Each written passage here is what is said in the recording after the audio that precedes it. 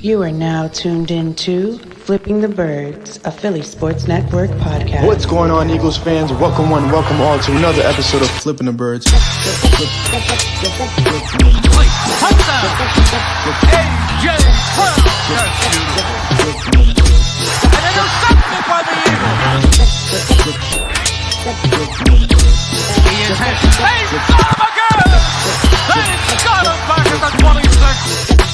He's into the end zone.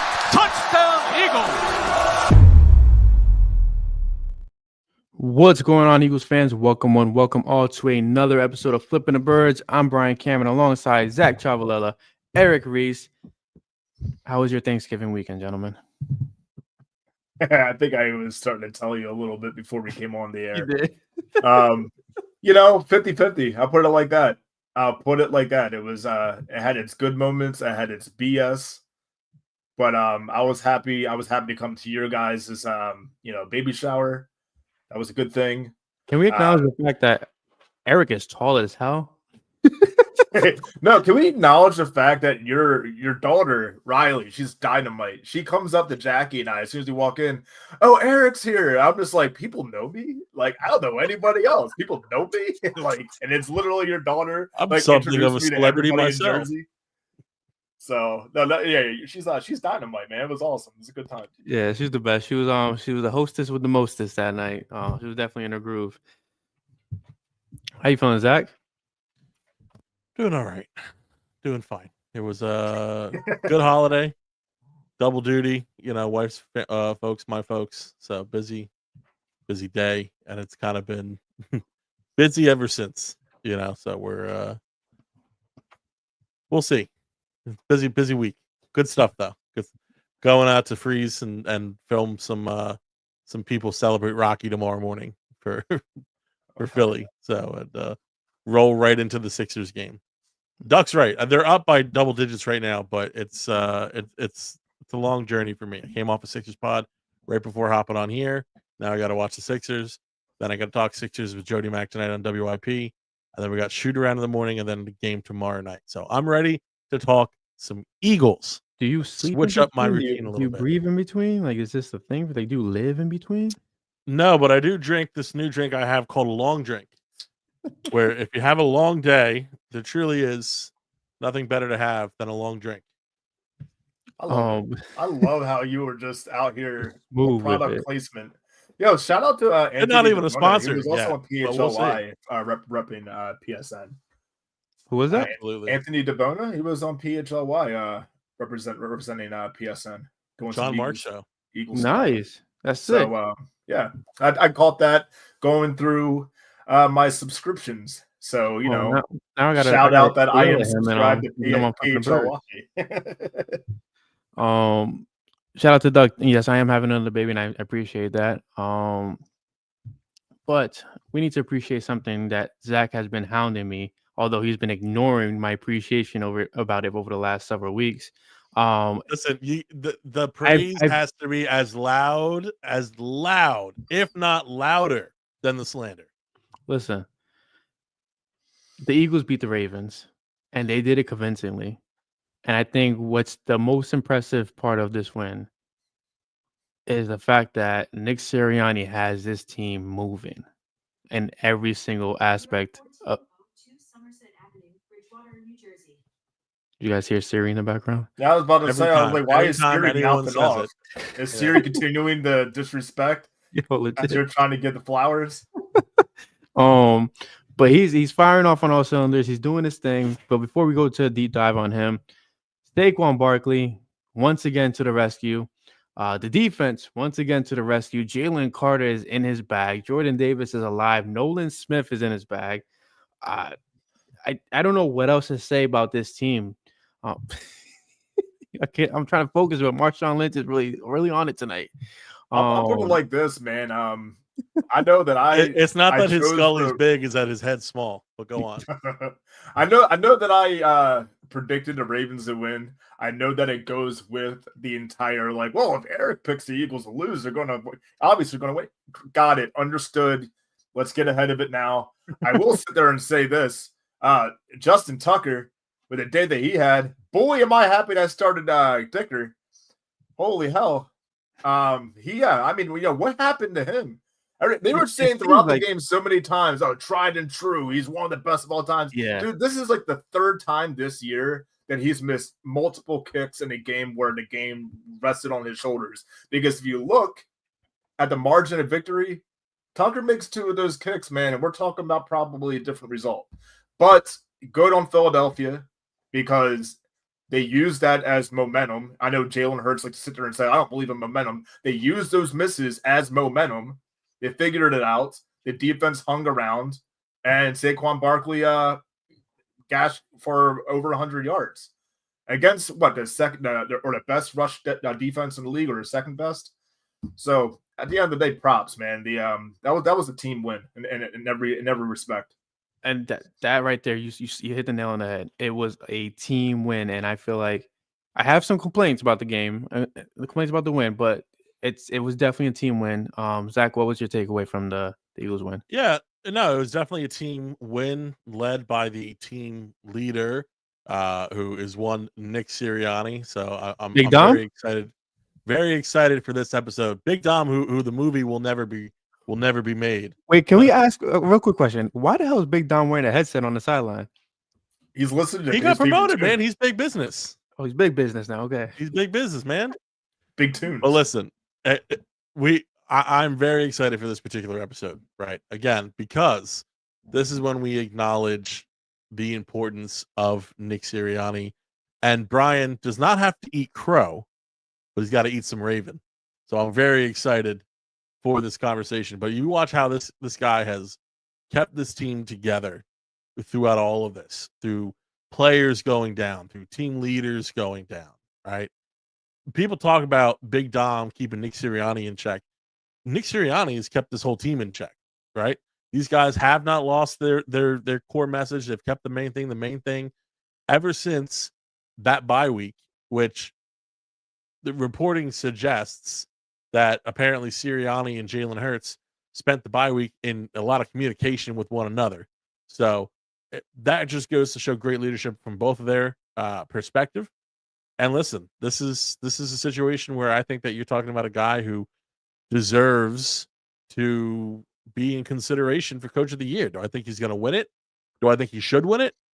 I wouldn't say that quite yet. I think that there's a lot of great candidates this year and a lot of people who had more difficult situations coming into the year. But one thing I want to point out, and I want to get your guys' opinion on this as well, people talk about, well, expectations coming into the year, right? And so that's why we talk about a situation like Washington, right? And like, well, the expectations were not for Washington to be any good, and now they look like a wild card team. You talk about expectations, you're like, well, who expected the Denver Broncos? I get that. You want to talk about expectations? Many people expected Nick Sirianni to be fired after last year. Many people expected Nick Sirianni to be fired mid-season after the team's 4-game start to the year. Let's talk about those expectations and how now Philadelphia is now the second hottest team in the entire NFL.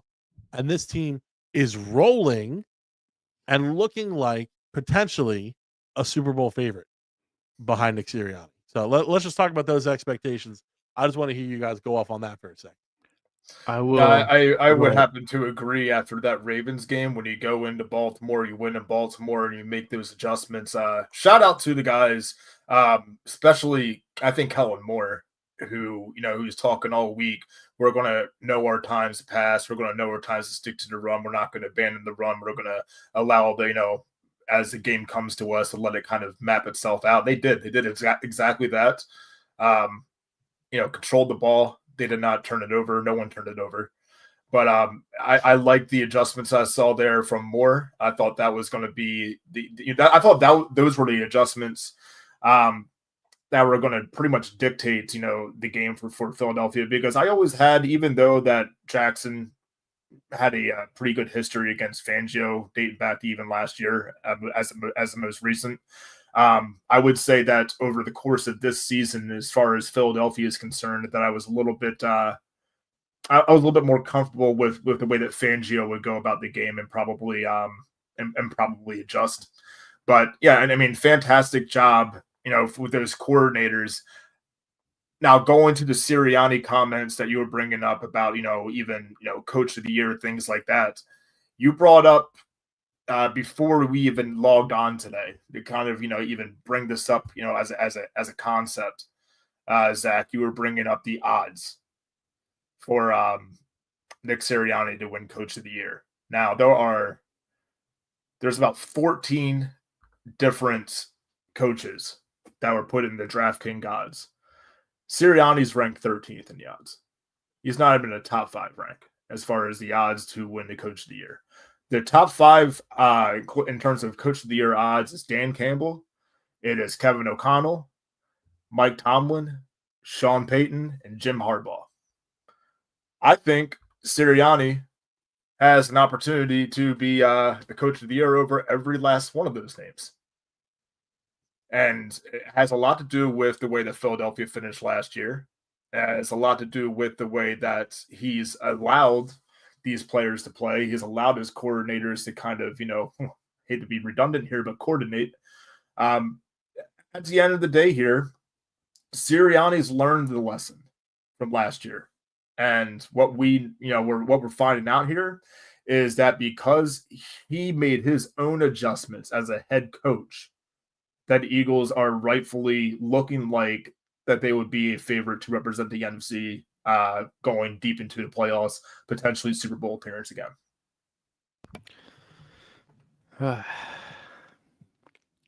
I will, and I've said this before, I will gladly eat crow if it means Sirianni rights this ship. Raven. Nick Sirianni is the fourth Eagles head coach to direct 3 straight 10-plus win seasons. He's the 8th NFL head coach to produce 10-2 starts or better in 3 straight seasons. And he owns a 44-19 record as a head coach. I don't think it was ever a question of can he be that CEO head coach.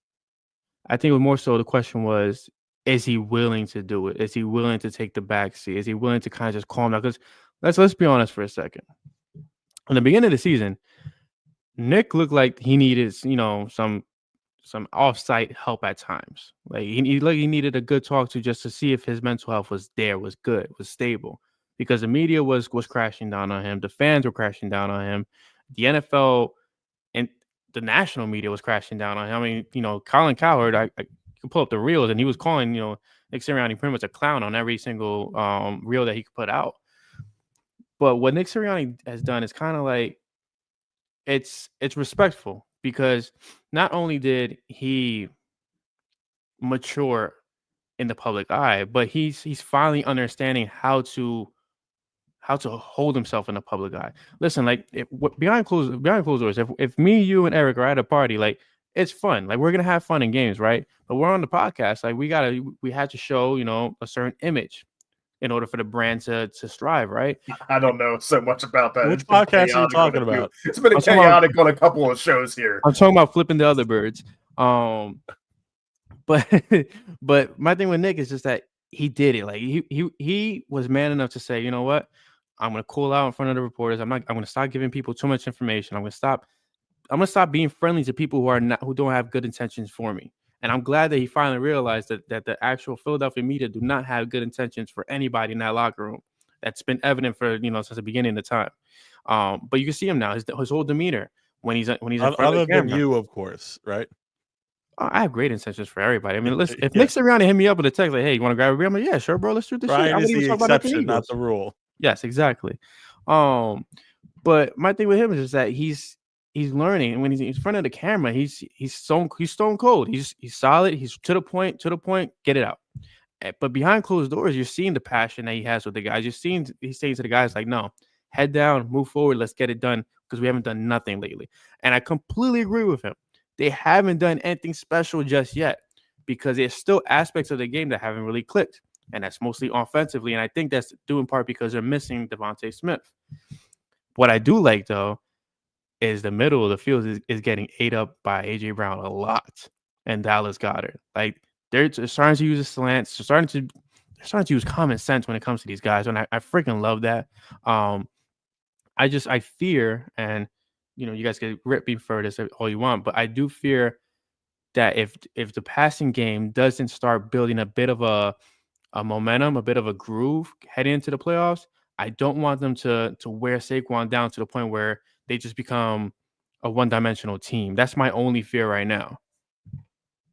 But Nick Sirianni deserves all the praise. He's not going to get Coach of the Year. We know that. Nobody in Philly gets any awards. That's just not a thing, unless it's Quinton Mitchell for Rookie of the Year. I will say, though, in terms of what you just said about the passing attack in particular, that game, that win in Baltimore did not come without, certain costs. Because while Smith is out there, and he's recovering from his hamstring, you got Dallas Goedert, Covey, those two. Covey, as quick as he came back in, is back out, and Goddard is questionable again at the moment. So we'll see regarding them as well as the secondary on defense.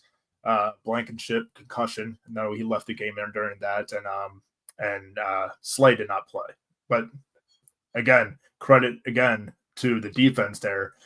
Slay did not play, but the Philadelphia Eagles still kept, for the most part, I feel, Lamar Jackson and Derrick Henry in check. I mean, yeah, you had that. They had a few high passes that were taken down by tight ends on some pretty good catches there, but that likely touchdown catch, it comes in garbage time, and you hold Derrick Henry to under 100 yards.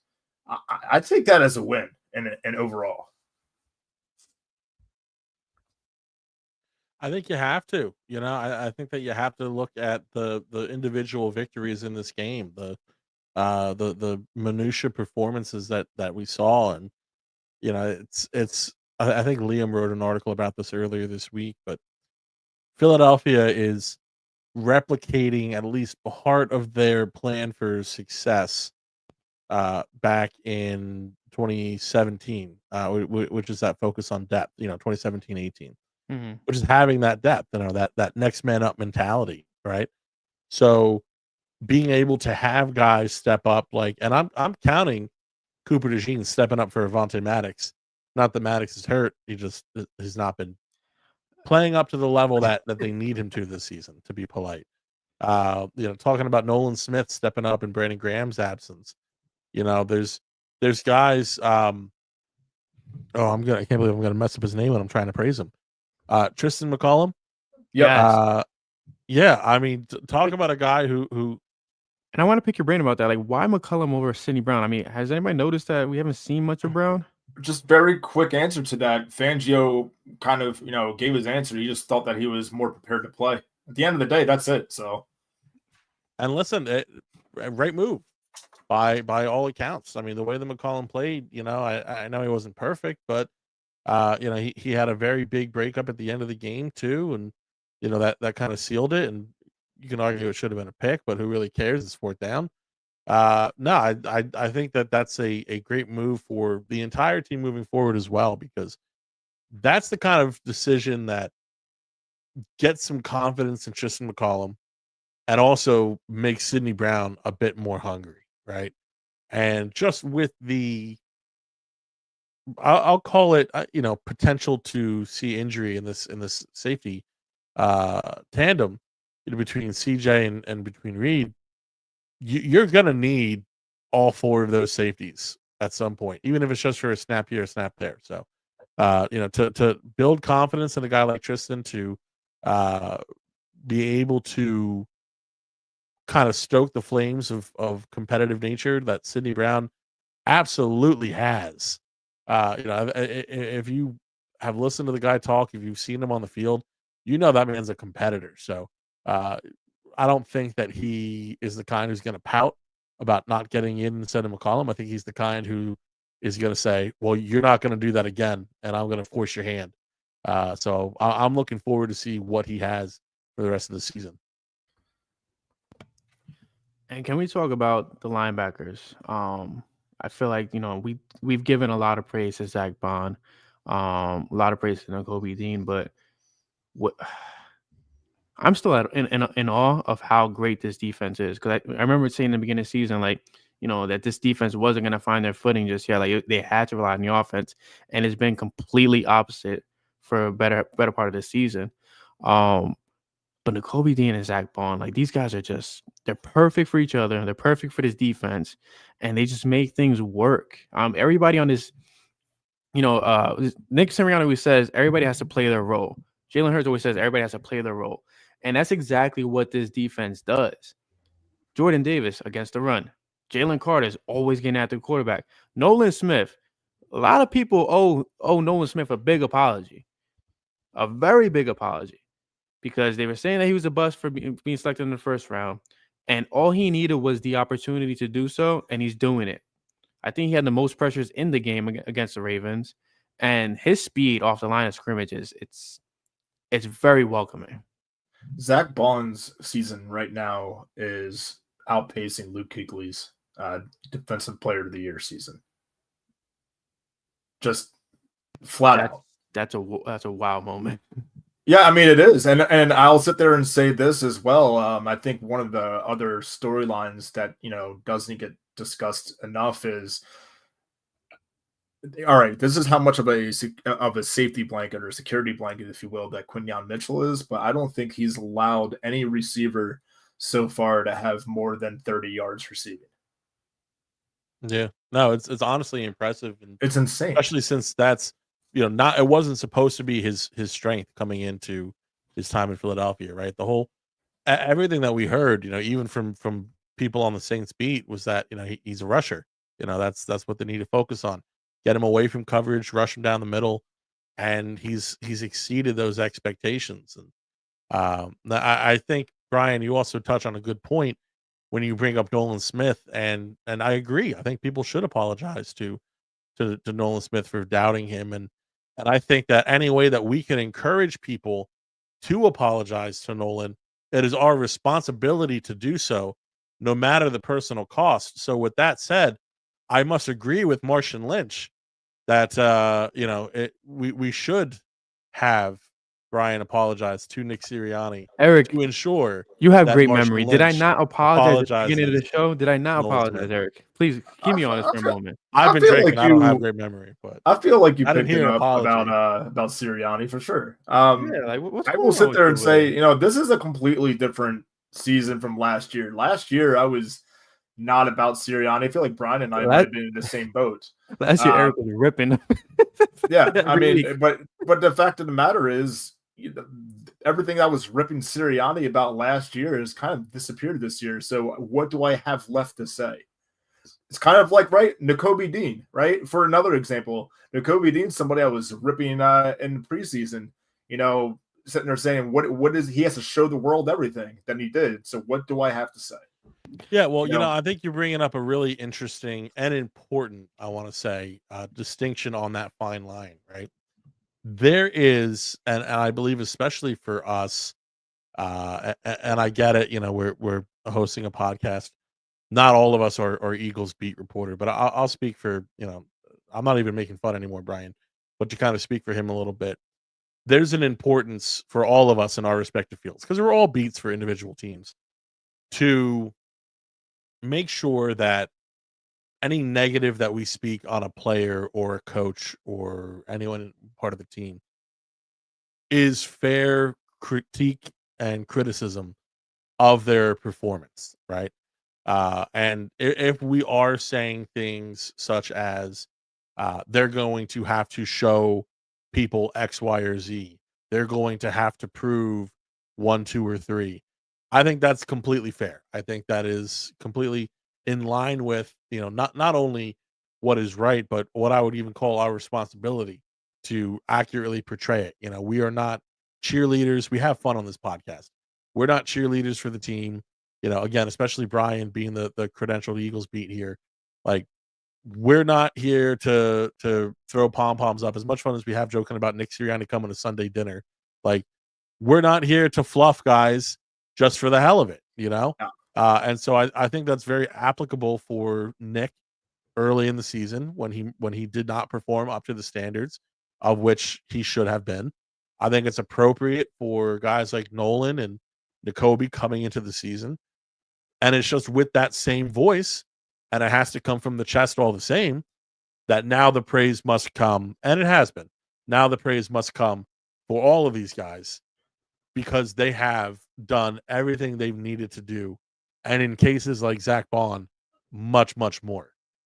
And if you want me to speak after school specials, I can do it. Like, I'll speak from the heart if I have to, man. But like, this is the essence. And I was just talking to, like I mentioned, I just did a pod before coming on. I was with a very special guest, Jake Fisher, for those NBA heads out there.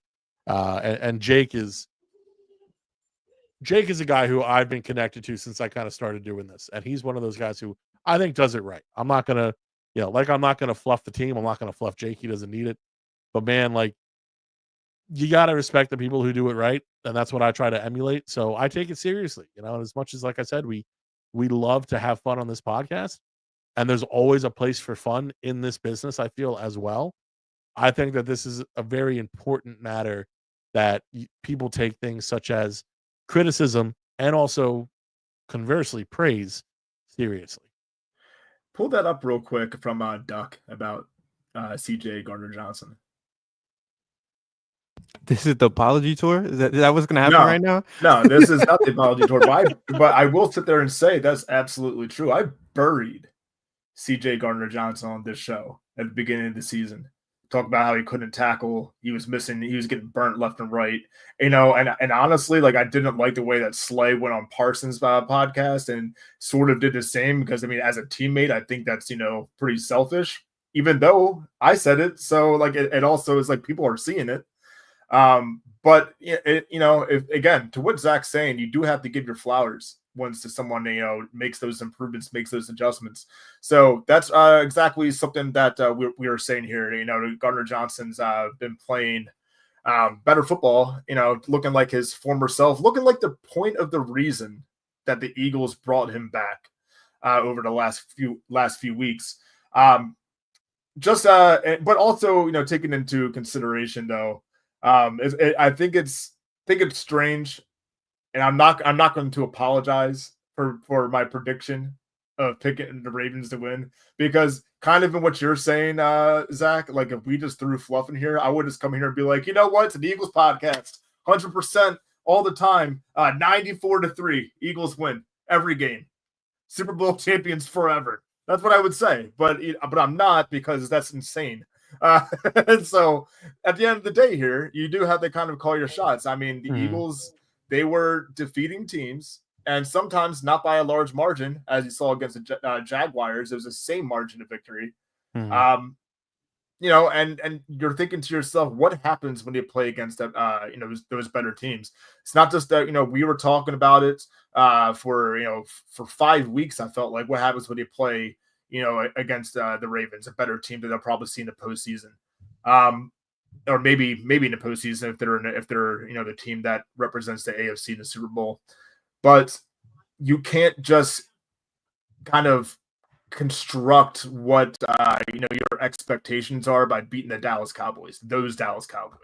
You can't construct what your expectations are about the Eagles going to the postseason, defeating a team like the Browns, or a team like the Commanders. And, like, look, those teams in the NFC, especially in the NFC East, like, the teams like the Giants, those teams aren't going to mean anything in a postseason. You're kind of always testing yourself. If you really believe that the Philadelphia Eagles is meant for a postseason push, then you're only sizing yourself up against the teams that you have a tough time beating, which were the Buccaneers, which probably are teams like the Ravens, which, at the beginning of the year, the Packers were a good test, but it's week one is week one. So you kind of labeled that more of a wash than anything else. So yeah, I still stand by what the predictions were at the beginning of this year record-wise. I believe, what did I say, 14-3? I think you had them at 3. Yeah. So we're on pace. We're on pace. And the only way that it's 14-3 at this point, in my eyes, is you might just take an L because you bench, the starters and just rest them up. I think if it gets to the point where the Lions are just looking like they're not going to lose, Philly's going to take that seat and just rest their guys, claim the number 2 seed, and go from there. I do want to backtrack a little bit and get your opinions on the offense. So Saquon Barkley on pace to surpass the rushing record in the season for 21. I think it's 2105. He's on pace for like 2151, if I'm not mistaken.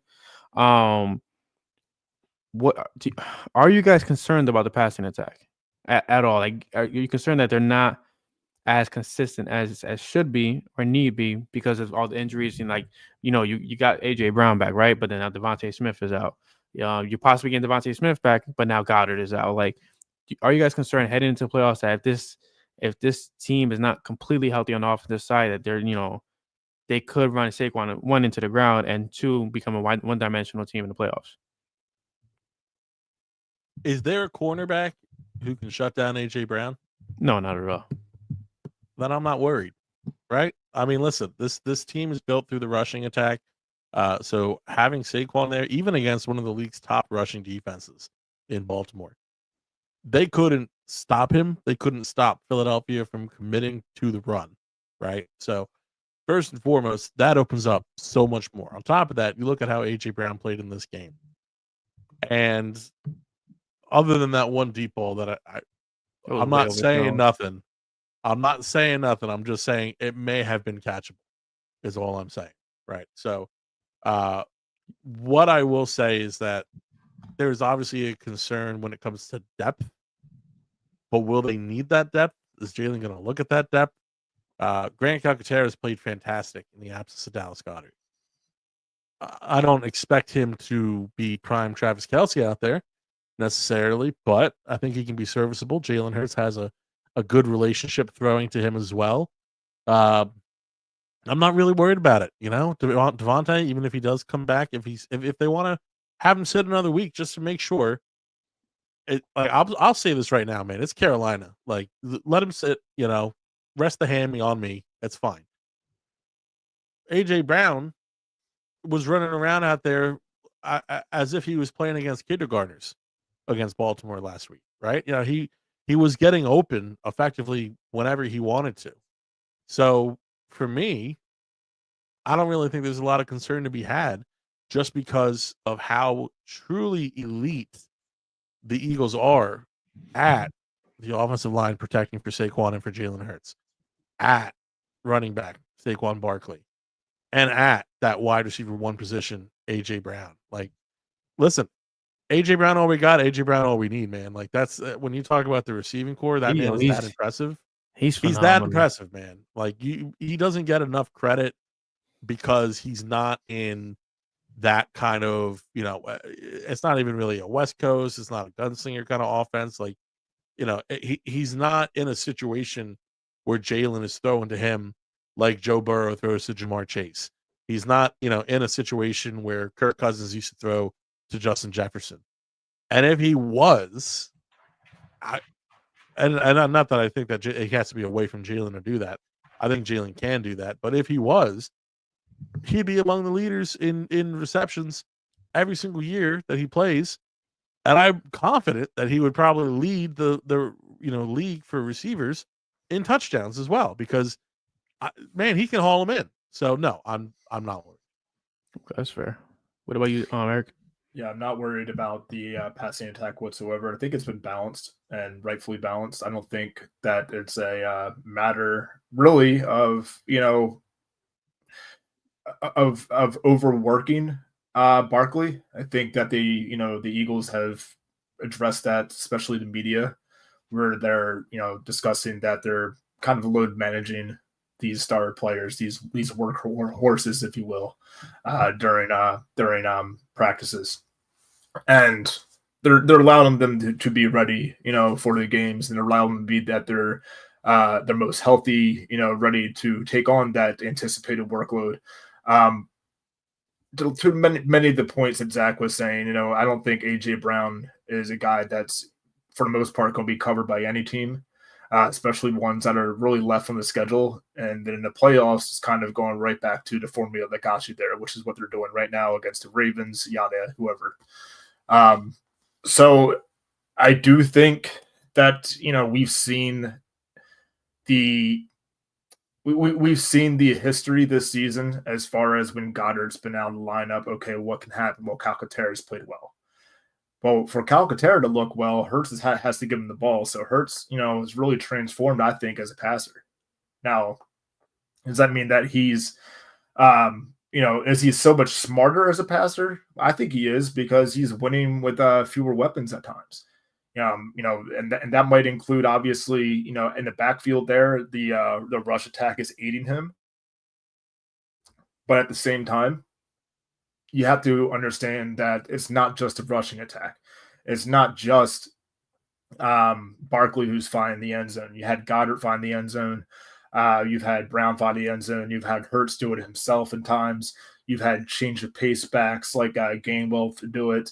In a game against the Buccaneers, you had I think it was Paris Campbell found the end zone, and talking about guys that might be hurt, you might have Dotson and Campbell as two receivers who could supplement that while Brown's still on the field if Smith is not back. So there's a lot of ways that the offense can still be effective. And I think the most important part about all of this is not really the weapons. That the best weapons that the Eagles really have to offer is that offensive line and, what Stoutland's done with a lot of those players and to turn them into what they are, because that's going to give the time for Hurts that's going to create the room for Barkley if he doesn't create it himself in a lot of ways. It's going to give the time for that offense to execute. So really from the inside out and almost from the outside in, you really don't have too much to worry about. So I don't think that the passing attack is in really any sort of danger. And as these guys kind of heal to up to when these games start to matter, and obviously the regular season matters, but I think we're at a point where Philadelphia is starting to, I don't want to speak for any of the coaches or players, but as a fan, you can probably assume that they'll be a playoff team. So when they get into the postseason here and the team is, fully ready to go, then I'm looking at this offense as being one that's going to be lethal with the rest of the contending teams that are in the postseason. So yeah, long story short, there's not really much to worry about in terms of the passing attack, or especially nothing to worry about in terms of the running attack.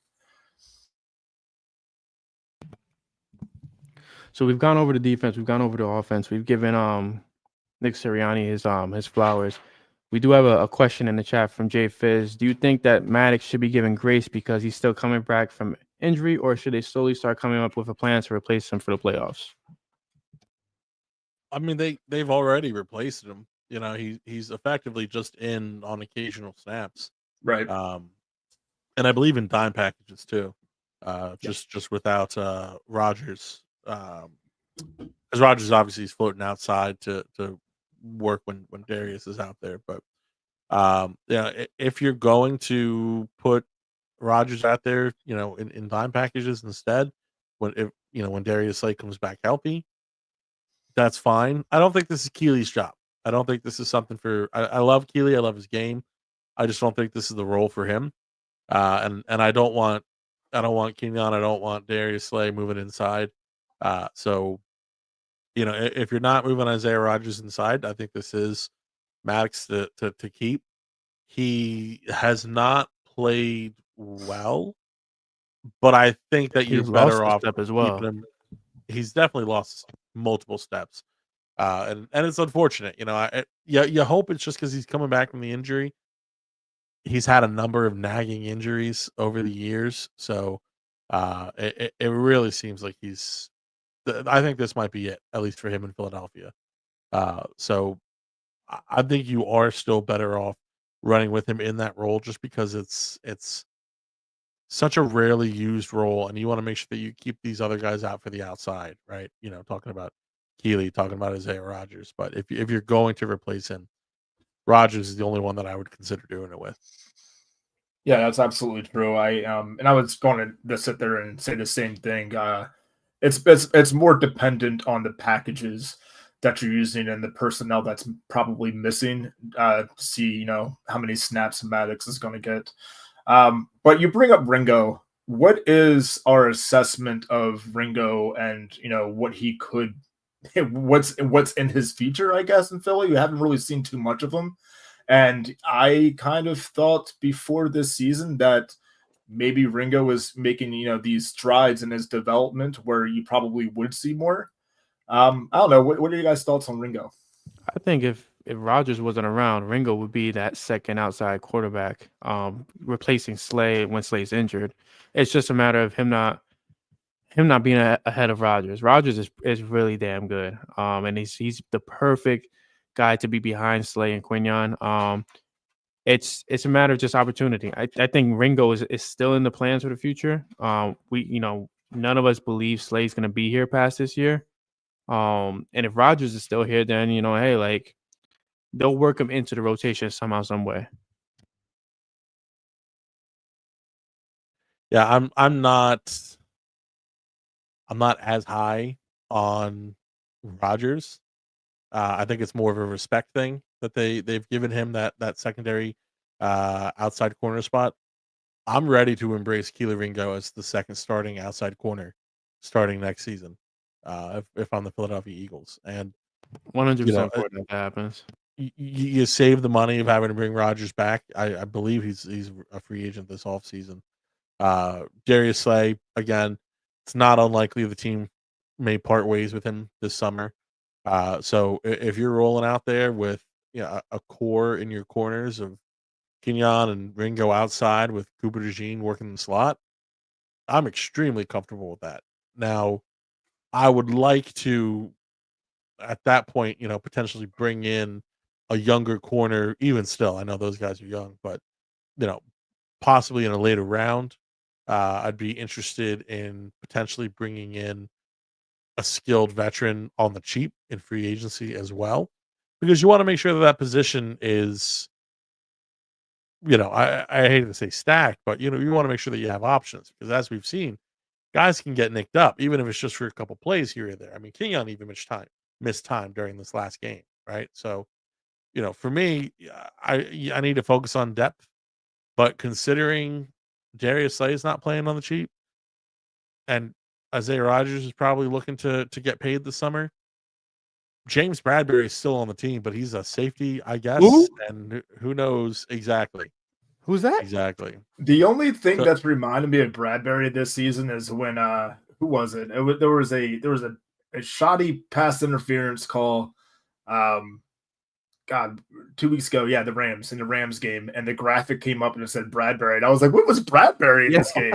And then, but it wasn't Bradbury at all. So, Yeah, I do have a no, quick exactly. question for the cornerbacks, and as my dog whines, we'll kind of wrap up the podcast after this.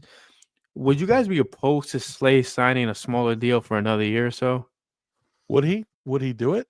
I don't know. I that would he rather would. He Rodgers sign loves the deal. Philly, man, I don't know. Like it fits him. It's I don't know. With Quinion there, like why wouldn't you want to play alongside a lockdown corner that you're mentored and brought, kind of help develop?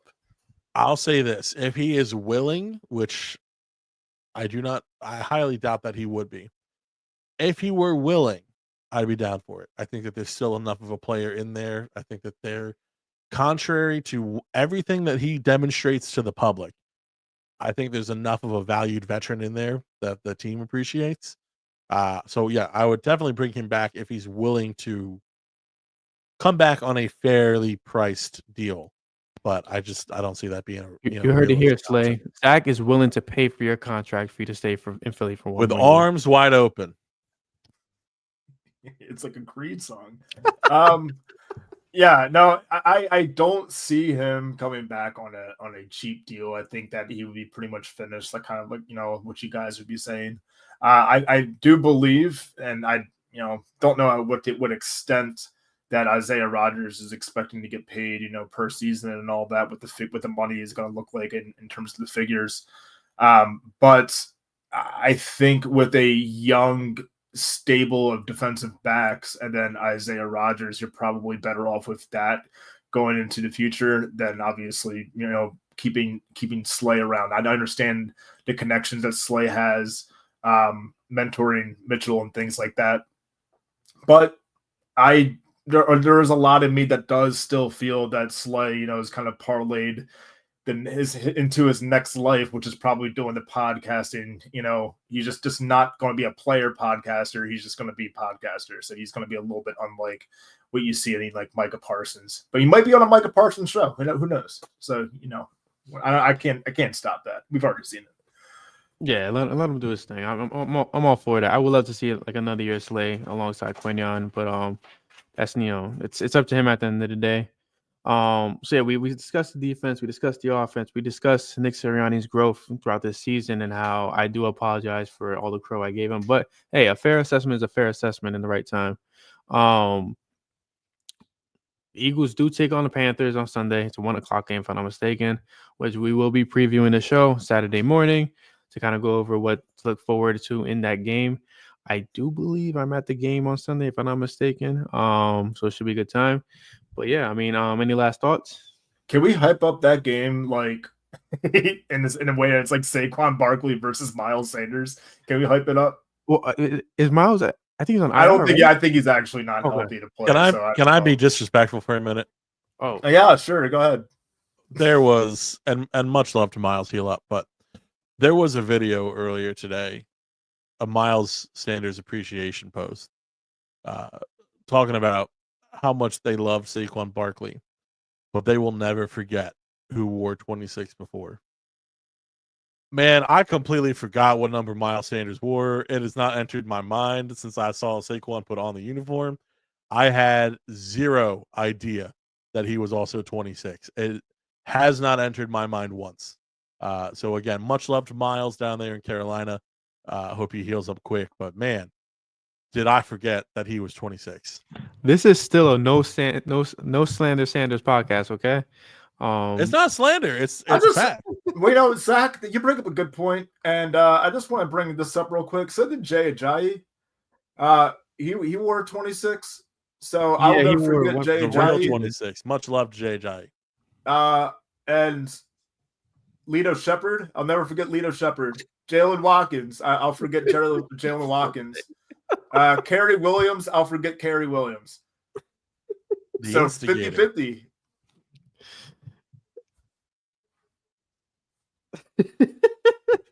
I don't know. I looked it up real quick. Fizzle. It said 26, not 36 for all those guys. Said he must have worn 26 for at least one game. No, he wore 26 for one season. It was the season after they went to the Super Bowl. During the Super Bowl season, he wore 36. Oh, see, that's why I forget 26.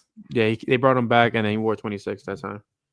But yeah, I appreciate you guys. I appreciate everybody for tuning in today. Hope you guys enjoyed the show. If you did, please be sure to like, comment, subscribe. We are live every Tuesday night at 7:30, every Saturday morning at 9 a.m. Sometimes we bring the coffee. Sometimes we bring the booze. Either way, we always bring something fun to the table. Bring the boom. Bring the boom. The double chunk chocolate cookies. All right. Perfect. But on that note, a perfect way to end it. I'm Brian Cameron alongside Zach Chavalella, Eric Reese, and we are flipping the birds. Go Birds! Yes, sir. Flip